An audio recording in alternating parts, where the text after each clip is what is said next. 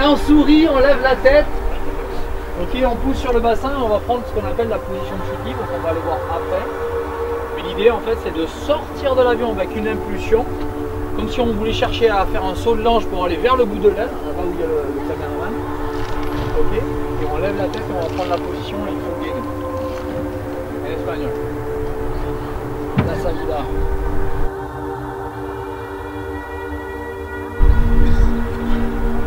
Una rodilla completamente en el suelo, las dos manos aquí.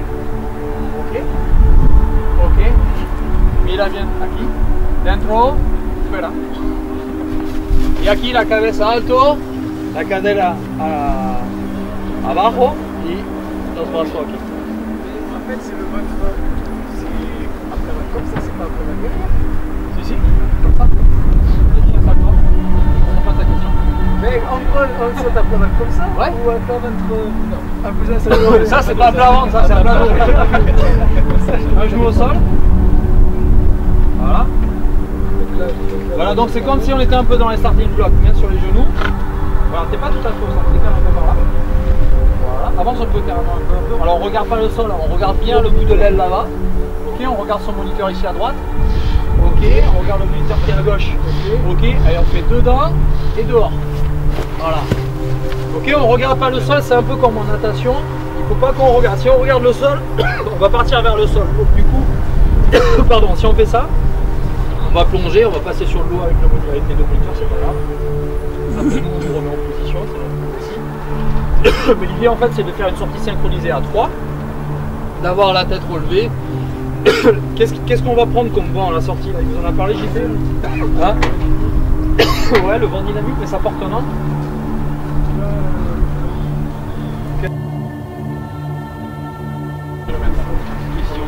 C'est le premier truc que j'ai remarqué en temps d'avion. On risque pas de se prendre ce truc là. Non, bien sûr. Non, c'est une bonne question. En fait, quand tu vas sortir, même si tu vas prendre le vent latéral, si l'avion il commence à avancer, mais toi tout de suite tu tombes. Et à peu près, on va dire 10 mètres plus bas quand l'avion est là. Ouais. Moi j'avais appris que tu mettais dans le Tu peux pas aller là-bas. Après, il y a des gens aussi des fois qui se mettent ici pour faire la vie du monde. Même ici, s'ils partent là, ils tombent, ils vont passer dessus. Il y a certains avions où en fait cette partie-là elle est plus courte. Il faut faire attention quand on en passe, pas de problème. No, te comprende la pregunta? La pregunta es cuando yo va a salir del avión, si tiene un risque. Genou, on relève la tête.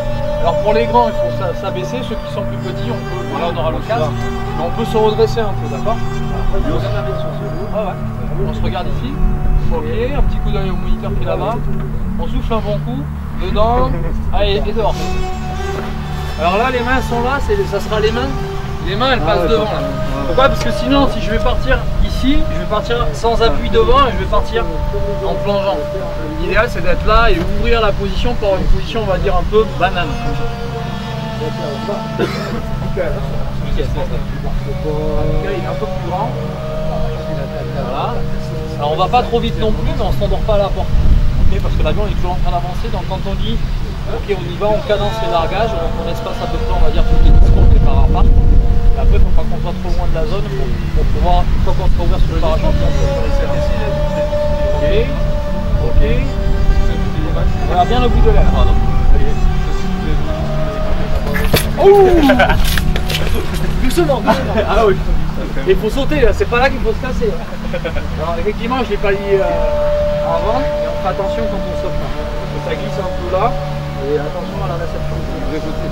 Alors, là il faut que tu te mettes en appui sur ton pied. Sinon tu ne pourras pas donner d'impulsion. Voilà. Deux mains sur les genoux. Allez, dedans et dehors. On lève la tête. Ça marche? Donc, en chute libre, c'est pas plus compliqué. Vous avez la pression de l'air, d'accord? Mais avec la gravité, en fait, on tombe vers le bas. Donc, ce qu'il faut essayer de faire, quand on est en position à plat ventre, on est en position à plat ventre parce que vous avez vu que d'un point de vue fonctionnel, pour l'ouverture du parachute, pour favoriser l'entrée d'air pour gonfler un parachute, le matériel, il est derrière, dans mon dos, loin de moi, de tous mes membres. Il n'y a pas de risque d'interférence entre le corps du parachutiste et le matériel. Okay. Après, sinon, on peut techniquement, on peut ouvrir sur les l'eau, on peut ouvrir aussi sur le lot. Mais après, il y a quand même un risque d'avoir les suspentes un peu dans les fils. Ok, donc ça c'est la position de base qu'on va apprendre et au fur et à mesure du stage et de la progression, on va apprendre à chuter presque pas dans toutes les positions, mais on va apprendre de la position à plat ventre à casser la position et se retrouver par exemple sur le dos et arriver à revenir dans la position dans laquelle on doit être stable, d'accord, pour ouvrir son parachute en sécurité et à la bonne hauteur. Donc, du coup, on va développer aussi de la conscience, de l'aisance et on va s'amuser un petit peu comme ça pendant les sessions. Okay. Sourire, banane au niveau du sourire et banane au niveau du bassin. Pourquoi? Parce qu'en fait, vous allez générer un peu de stress, il va y avoir la vitesse. Alors ce qu'on doit sentir un peu, c'est au niveau de l'air, non disymétrico, no así, simétrico. Los brazos, la banana, sonreír, vale, mira el altímetro. Ok, perfecto, relaja, está mal. Voilà, on sourit. Regarde tes mains, est-ce que c'est au niveau du visage? Monte les mains, monte les mains. Voilà, là c'est mieux là. Tu vois, main au niveau du visage. On regarde loin devant, à droite, à gauche, super. Relâchez au niveau des poignets, on regarde l'altimètre. Voilà, très bien, c'est pas mal. Si je fais ça, écarte un petit peu les bras, tu as les bras un peu trop devant le visage. Toi, tu es grand, donc il faut utiliser l'envergure comme les oiseaux là. On sort les plumes. Voilà, pas mal. La position, sinon c'est bien. On regarde loin devant, à droite, à gauche. Alors quand on ne sait pas quoi faire, on peut regarder son altimètre. L'altimètre, la lecture de l'altimètre, c'est à votre guise quand vous voulez. Donc quand on relative, les poignées déverrouillées, on fait du 50 mètres à la seconde. Donc chaque seconde qui s'écoule, ok, en 2 secondes, on a perdu une barre. On va être devant vous à vous dire petite correction si nécessaire.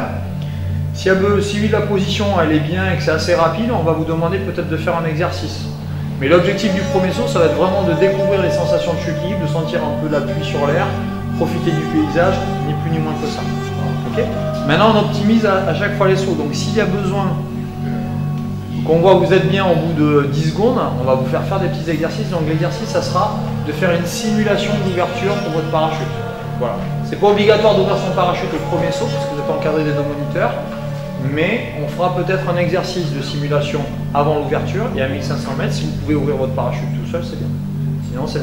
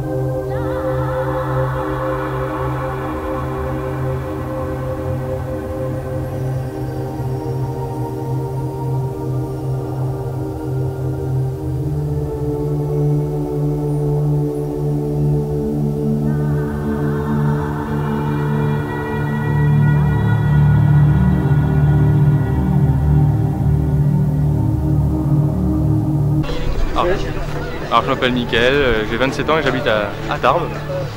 Et je suis ici pour la Pâques, c'est mon deuxième saut. Et on a de la chance, la météo est de notre côté aujourd'hui, contrairement à hier. Ça nous a permis de faire le premier saut ce matin et donc le deuxième cet après-midi. Voilà. Bah, sur ce qu'il est du premier saut, c'est vrai que le stress dépasse un petit peu quand même, si on peut dire, l'événement pour nous, parce que c'était pour ma part une seconde expérience après un premier saut en tandem. Mais faut admettre que la Pâques offre des sensations différentes puisqu'on se retrouve bel et bien seul dans le ciel et c'est vrai que c'est une discipline qui est plutôt très sympathique parce que vraiment on se retrouve vraiment dans une dimension qu'on n'est pas habitué et je dois dire que là je suis assez content de pouvoir effectuer la Pâques ici au club à Tarbes à côté de chez moi parce que là je me rends bien compte déjà au vu du second saut que les automatismes qu'on a pris soin de nous donner lors de la théorie nous permettent vraiment d'être assez à l'aise et de rapidement prendre confiance. Les moniteurs sont très présents et voilà, ça évite vraiment d'avoir des petits moments de panique qui se rajouteraient au stress qu'on peut déjà avoir à se retrouver à 4000 mètres d'altitude. Et voilà, c'est vraiment très sympa. J'ai hâte de découvrir la suite de la formation Pâques et je pense que ça va être très sympa.